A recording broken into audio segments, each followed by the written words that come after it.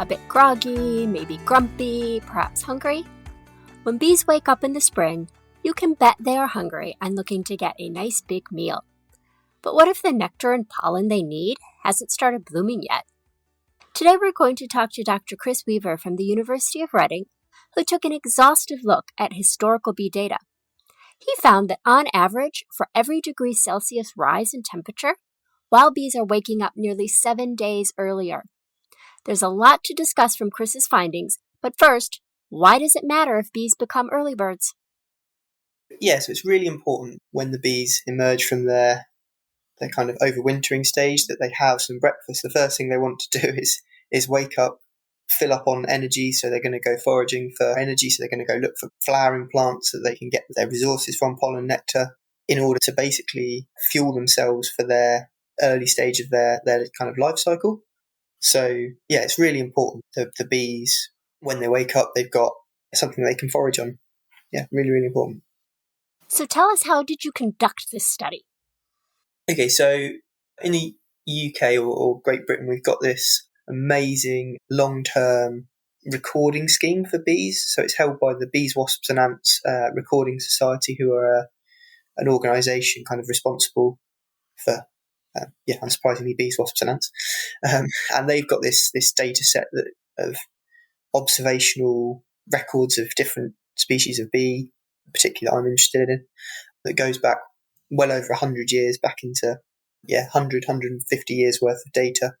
So what we've done is taken the last sort of 40 years of that data, so from 1980 up to 2019, when we first kind of started looking at this, and sort of when my PhD project started.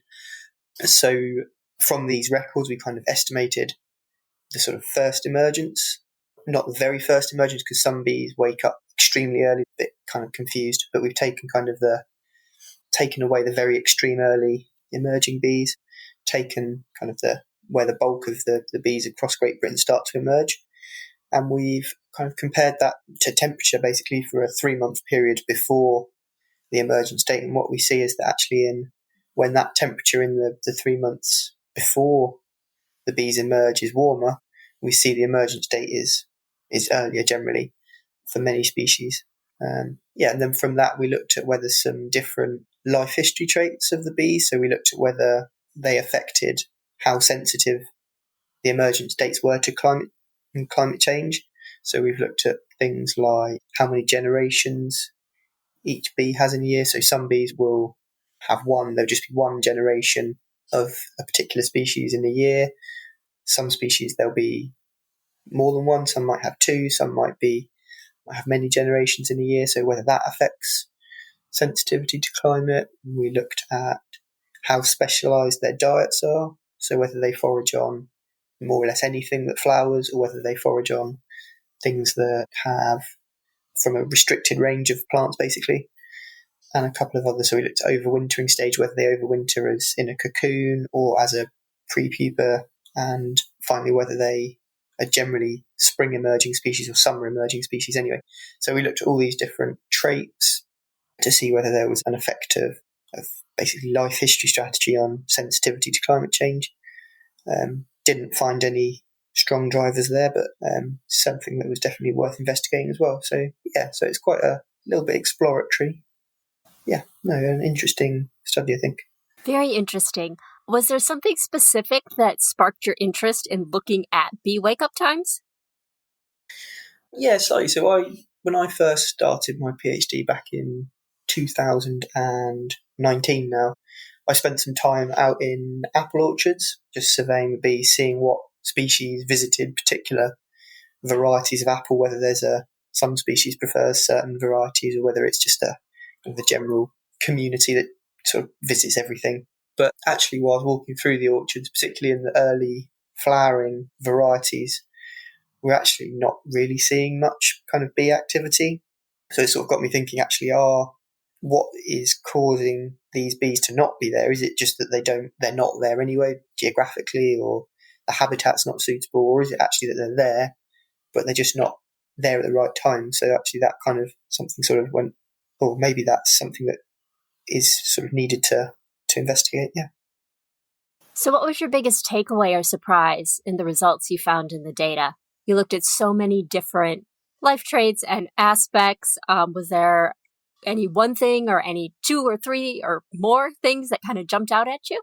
Yeah, so I think the first thing, so we looked at 88 species of bee in Great Britain, and I think the first sort of surprise was that actually, although kind of on average there's a sort of a 6.5 day advance in emergence dates per degree warming, actually the variation between different species was pretty big. So some species we saw actually didn't seem to be super impacted, so the emergence dates remain pretty constant throughout the last 40 years, whereas some species we've seen kind of a 20-day per degree increase in temperature advance. So actually the sort of thing that kind of surprised me was that actually there's such a wide variety of responses to temperature change and climate change generally, but within a group such as bees, actually the difference is, yeah, it sort of took me a little bit by surprise, actually. Yeah, that's kind of the main takeaway.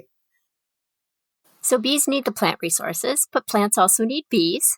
Do you have any idea on how this mismatch could affect plant pollination, especially based on your early interest in the apple orchards?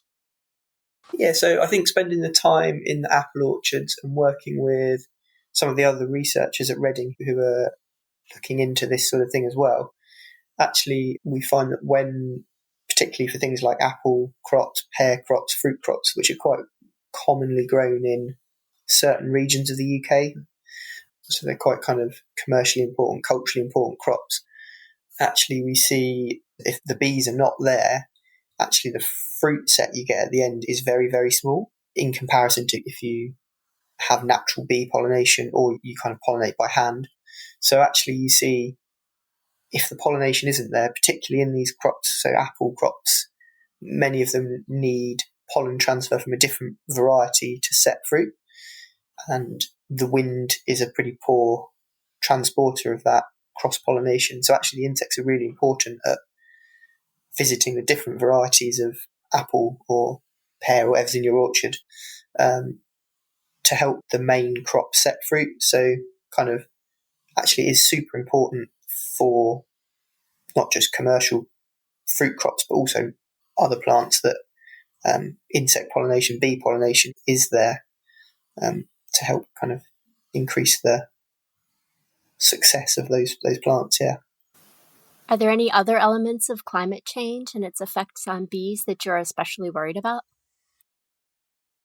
Yeah. So with the sort of the kind of extreme aspect of things, so if these bees are waking up earlier, yet the climate's getting more extreme, then they can be exposed to things late frosts, extreme waterlogging, things like that. So actually looking at, although there's a general trend of emergence on the year to year kind of risk of being caught up in unfavourable conditions increases a little bit as the climate becomes more variable, more extreme. So that's something that is kind of something we'd quite like to look at as well. So kind of, yeah, on my list of things to do. So no, that's kind of the next sort of bit we'd like to test and see if actually we need to be worried about it. Do you have a favorite bee? Yeah, I suppose I do. I like some of the bumblebee species we get here in the UK are really kind of charismatic. I like the red-tailed bumblebee. Big, it's bold. It's very nice to see. How can we support native bees in the face of climate change and other stressors in their lives? Yeah, so I think the kind of takeaway from this study, especially, is that if things are waking up earlier, bees are waking up earlier from their overwintering period. Actually, it's really important that they've got the plants that they can fill up on, they can visit for resources. So actually, it's really kind of, I think it's really important that we plant things in our gardens that maybe flower a bit earlier than you usually would, so that there's something there for the bees when they wake up. Generally, good to have kind of a range, if you can, a range of plants that flower at different points throughout the year. So there's always something for the bees to forage on. So I think that's a kind of big takeaway that kind of everyone or kind of can help with. I think is that actually providing flowers throughout the whole spring-summer period rather than just having like a garden that looks great in the summer. Have that whole period with sunflower for the bees. I think that's the kind of big bit from this study that we are kind of trying to promote. Yeah. This is just another example of how the climate crisis is having a negative effect on bees, and in turn impacting biodiversity. When bees lose sync with the plants they need for foraging, not only are their lives affected, their offspring are as well. Bees that aren't strong and healthy aren't able to pollinate as well, which affects the fruit and vegetables we enjoy. Thank you for joining us today, and I hope Chris's research will motivate you to take action in the face of climate change, and of course, help the bees. I appreciate you sharing this episode with your friends and family or leaving a review. Go to the Bees Knees website to learn more about this episode, as well as Chris's project surveying fruit crops in Great Britain. The next episode is coming in just 2 short weeks. Until then, keep buzzing.